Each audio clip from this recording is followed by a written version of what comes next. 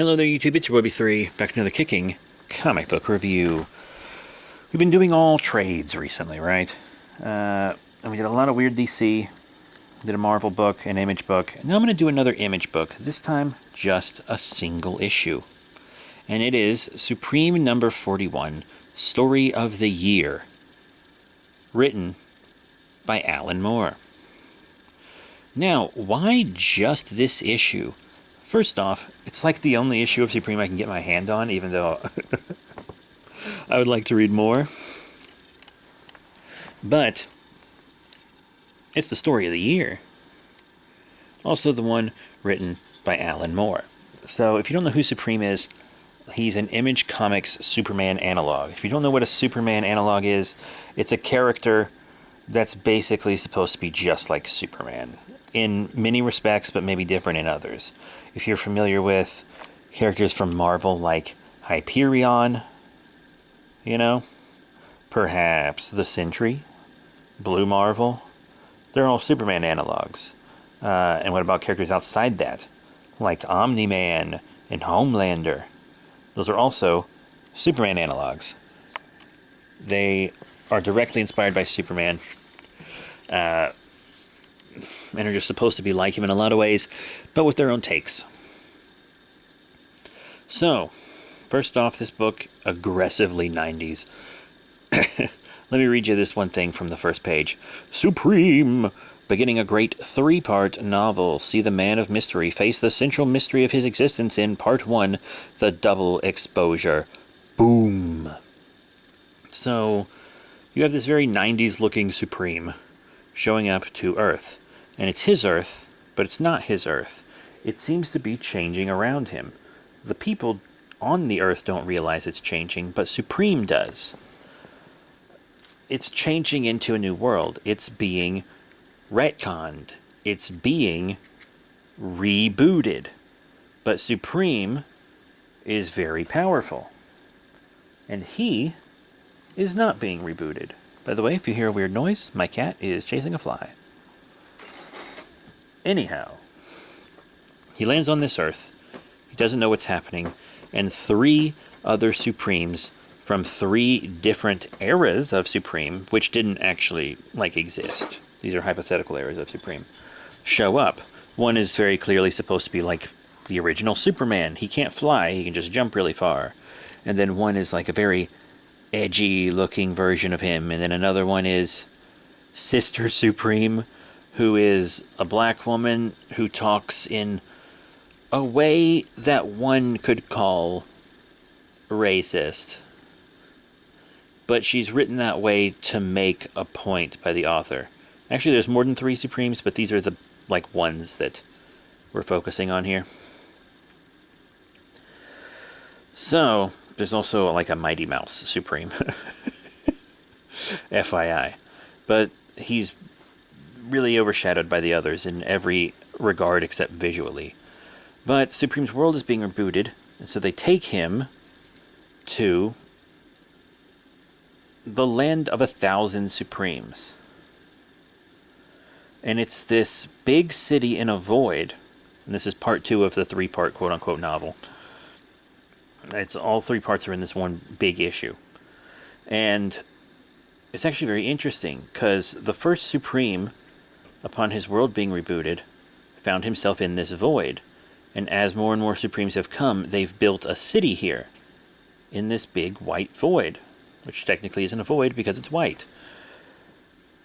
So it's a place where Supremes can, retire, a utopia, where all these Supremes just kind of live in harmony. And it's actually kind of nice. And we're going to talk about all the metaphorical implications of this and whatnot, because this is very much a meta-commentary about Superman. And we are going to talk about that. So, Supreme goes here. He learns about the history of all these Supremes. He learns about the existence of Supreme itself. They welcome him. They throw him a parade. And then they're like, hey, the world has been remade.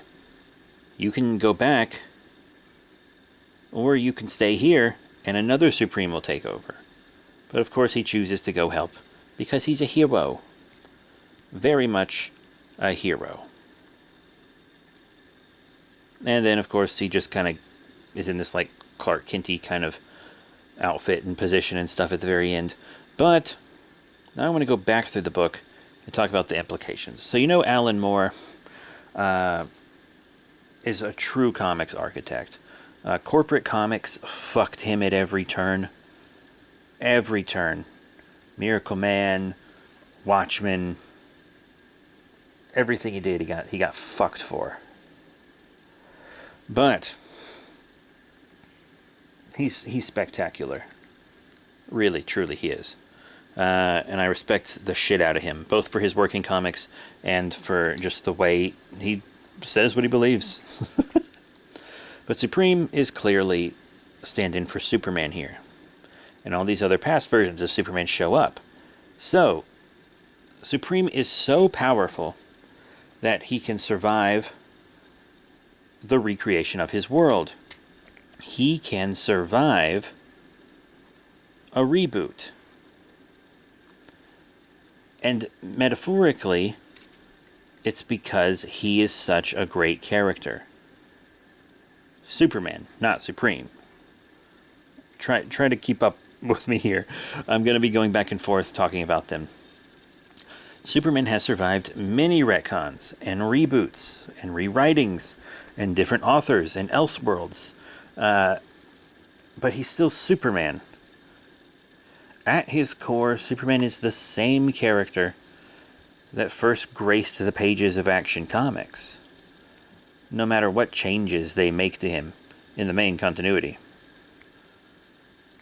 And that's what's happening to Supreme here.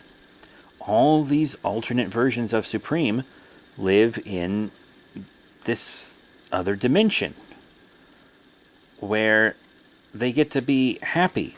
That dimension is the cultural zeitgeist. That dimension is us. It's our minds. All these previous versions of Superman stay rent-free in our heads. We remember them.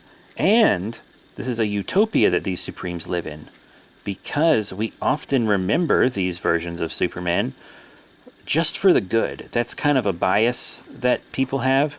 Yes, there are Supermen that are remembered as bad. People generally remember New 50 Superman as not being good. But I've been going back and reading those, and they really aren't that bad. They're not great. They're no Tomasi Gleason run, I'll tell you that. But they really aren't as bad as people remember. It's still Superman at the end of the day, even if it's not the exact same. But also, Superman will always come back. No matter what changes they make to him, he will become the bright beacon of hope that inspires us again. Just like Supreme will always choose to go back. There will always be another Supreme to protect planet Earth, just as there will always be another Superman, because he is such a great character and we don't want to let him go. Superman is part of not just American culture now, but international culture. He is the second most recognized pop culture character in the world. It goes Mickey Mouse, Superman, Godzilla. And I'm one of the biggest Superman and Godzilla fans you'll ever find, which makes me very happy. I guess that makes me basic also. But it's very obvious, I think, what this book is trying to say. And if I'm decoding it wrong, that's fine, because I think what I'm getting out of it is pretty good. Superman has become an immortal concept. Truly, it has. And that's a good thing. He's a good character that stands for something amazing. And he'll always come back, and he'll always stay with us. When Supreme is in the land of 1,000 Supremes, you can see many versions of Supreme that echo Superman. As I said, there was one that is a lot like the original Superman, you know? But there are others as well. There are some that look like Supergirl and Super Pets, and there's a pair of them that are like when Red and Blue Superman split. You know? There are many, many, many different ones. And even a lot of like sidekicks. Like there's a kind of Supergirl looking character. There's a Jimmy Olsen-esque kind of younger Supreme. So many different Supremes that are all the same. At their core, all these Supremes are the same. And all our Supermen are also the same at their core. And that's good. No matter the changes, Superman will be there for us. And I think that's just wonderful. So thank you, Alan Moore and Image Comics, for this very cool issue of Supreme. A hero that I admittedly don't know much about, but says a lot about Superman. Anyway, that's the story. Now let's talk about the art. The art is ferociously 90s. A lot of the characters are meant to look like they're from other eras of comics, and they do outfit-wise, but the way they're drawn is still aggressively 90s for the most part. You know, the original Supreme does look like a much older comic character. Squeak the Supreme Mouse is very stylized also, but a lot of the Supremes in the background and some of the other ones he talks to are still drawn viciously 90s, just because that's when this book hit. But that's it. What do you think about what Supreme number 41 has to say? Do you think I'm right? Do you think I'm wrong? Let me know in the comment section, I guess it is, comment section down below. I thought this was a really cool issue that I expected to be good, but I didn't expect it to be what it was, if that makes sense. It's a very interesting issue with takes that I agree on. So that's it. Thank you all very much for your support. Remember to rate, comment, and subscribe. Check out all the cool links in the description below, Facebook, Twitter, etc. And I'll be seeing you all next time. Bye for now.